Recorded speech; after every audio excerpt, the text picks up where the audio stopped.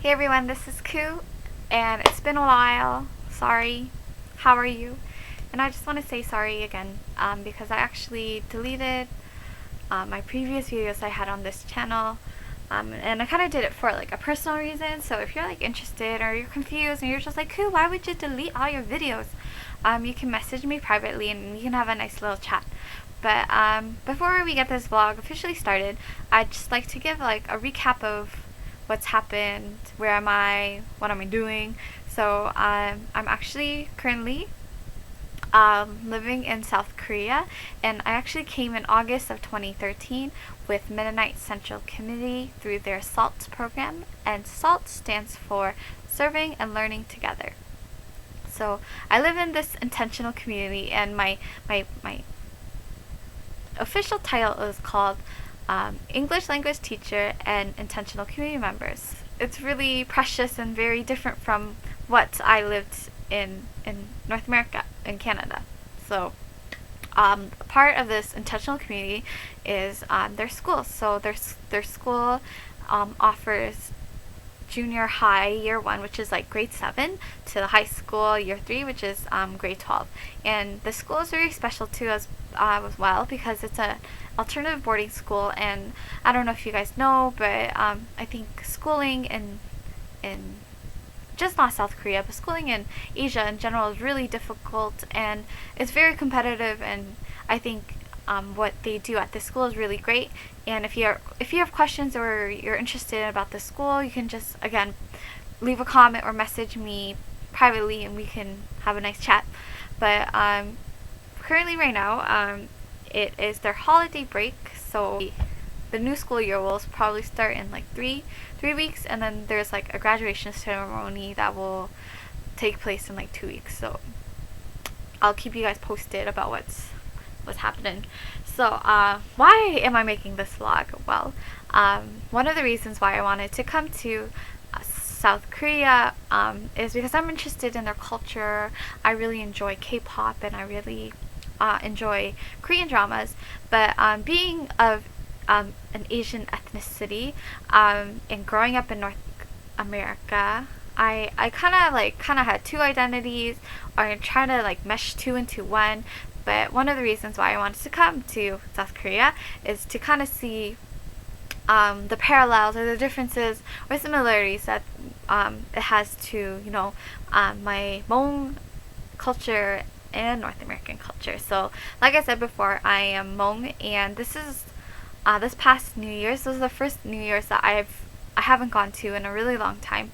But for me personally, I didn't really enjoy Hmong New Year's because it's really like routine, and the days are really long, and the traditional clothing is very tight. And because I'm a bit bigger, what me and my sisters, we always like to say is that Hmong clothes only look good on skinny girls.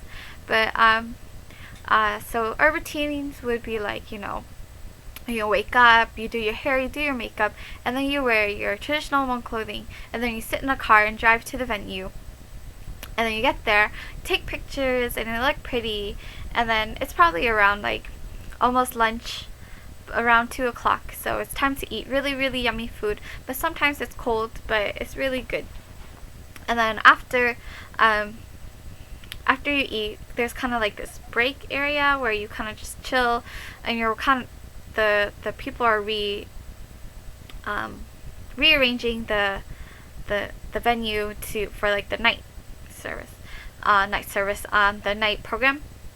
So during the night program, they'll usually have like music that people can dance to and stuff. Overall, like the New Year's, even though it's like routine, I kind of missed it this year.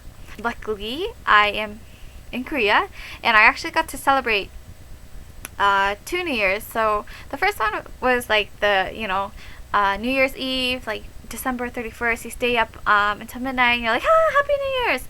And I actually spent most of since I was like 14, my New Year's Eve with my church's youth group, and this is like the first time in like a few years that I've actually missed it. So it was kind of sad, but like also I think having spent it here with the intentional community members, I feel like we've gotten to know each other a bit better and we're more comfortable.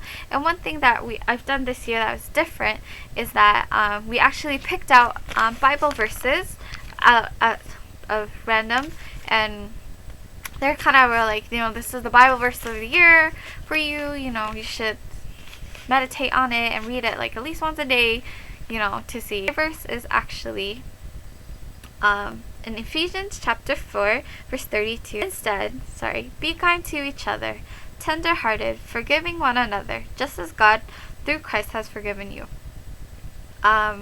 Which is really cool, because I think before I came to do this program, there were many times and many people that I had a hard time forgiving.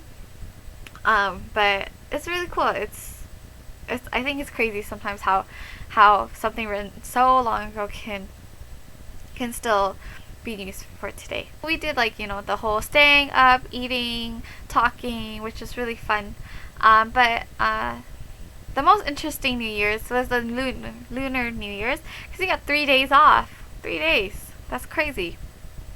So usually on the first day, everyone travels back to their grandparents' house or their parents' house. But luckily, I didn't have to do any traveling. Our friend, actually, who's in the SALT program as well, but she works in Chuncheon, so she came all the way down to the south to celebrate the New Year's with us. So on the first day, she just came, and we were just waiting for her. And we didn't really do anything crazy. We had a really simple dinner.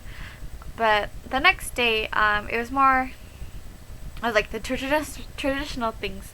So that's the Friday. So what happened on the Friday? We woke up, and then they did their New Year's greeting, which was really, really different. And I've only seen it on TV and on YouTube, where they're K-pop idols give me New Year's greetings. So it's cool, because I kind of got to see it and got to try it out, and it was cool to see. Like any holiday, there was really, really, really good food, and with really good food comes a really good nap. So we spent the half the day napping, because we were really tired and the food was really good. The day after, which is the Saturday, we actually got up and we made lunch together, and then we decided to go to another relative's, the family that we're here with, another relative's house. They lived in the city, which is really, because sometimes I miss the city. So we went there, and because I'm here in this intentional community with another girl. So there's us three salters, and then the member's daughter. So we went for a hike, because Korea is really beautiful. It has lots of mountains. So back, and we had dinner, which was really, really fun. But yeah, so the New Year's is I find one similarity between Hmong New Year's, New Year's Eve, and the Lunar New Year's, is that we spent it with our friends and our families and people who we really care about. We don't really get 3 days off just to spend time with people, and I think it really gave me time to open my eyes and to really appreciate the days that I do have off. So New Year's, it was really fun. It's really different. Yeah, that's it. I'm good. I'm alive. And okay, bye.